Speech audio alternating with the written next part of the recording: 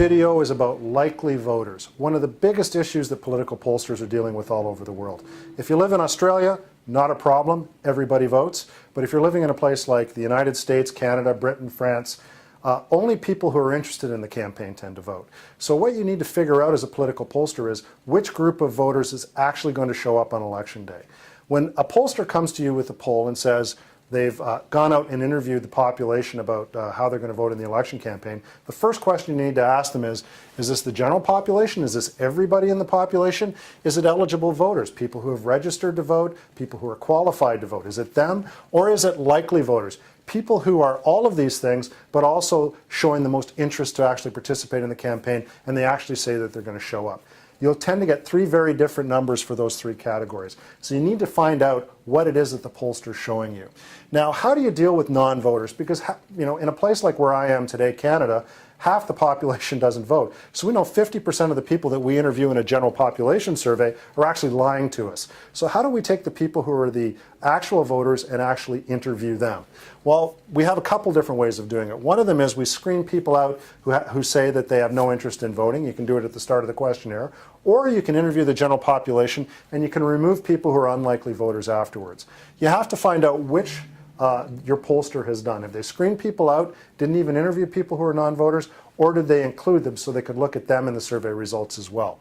But what you're ultimately looking for is that group of the population that you could describe as true voters, the people who are actually going to vote, the people the day after the election campaign, you know, actually voted. There's a couple of things that you can do to zero in on who those true voters are. One of them is historical vote weighting. So you can go back and you can look at what happened in previous election campaigns to try and sort out what the likely turnout is in the election campaign that you're doing polling on. So if you found out that only 50% of the voters voted last time around, the likelihood that 75% of the population is actually going to vote is probably untrue. So you have to figure out a way of weighting that out. The next thing you have to figure out is whether you've adequately represented each of the party's likely voters or each of the candidates' likely voters in the sample. Sometimes going back and looking at how people performed well or how they performed in the past will give you a good way of looking at that.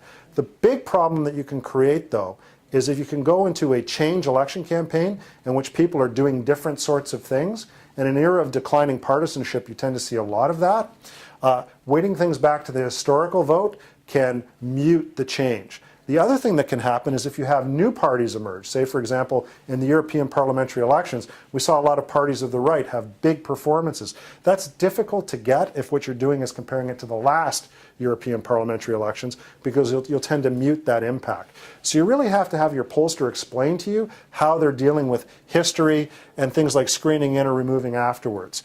Another model for removing voters from the sample is a behavioral model. Level of interest in the campaign, whether or not they voted in the past, whether they're likely to vote this time, maybe even asking them a couple of skill testing questions about where they're supposed to vote will help determine whether or not they're actually a voter and whether or not they're going to show up in the campaign. Now, these types of behavioral models can perform very well, but there's been a couple of really good examples in which they've behaved quite poorly. So you want to make sure that you understand what the pollster is doing with these behavioral models, and you want to look at the historical record, whether or not it's worked in the past. It's a good way of starting out your questioning. But ultimately, even if you do all of this stuff right, if your sample is biased, this isn't going to fix it. You have to start off with a good sample that's representative of the overall population and then ultimately of the voting population. So for example, if you're doing IVR or robocall type polls and you know that women are overwhelmingly more likely to answer the phone, okay, well you can correct for that demographically, but what if it's women who are likely to vote in a certain way are more likely to answer the phone? Well, it's a lot harder to fix that demographically. So you run the risk of a situation in which you have a sample bias in which some of the methods that you can apply to determine likely voters will actually make the representation of the voting population worse. This all sounds relatively complicated, I know, but I know also that if you don't ask these questions, you could end up publishing survey results that could be quite biased and not well representing, not doing a good job of representing what's actually happening in the election campaign. Because ultimately, it's not a problem to ask questions. You always have a right to know. This is a work in progress, but asking these questions will make that progress even better.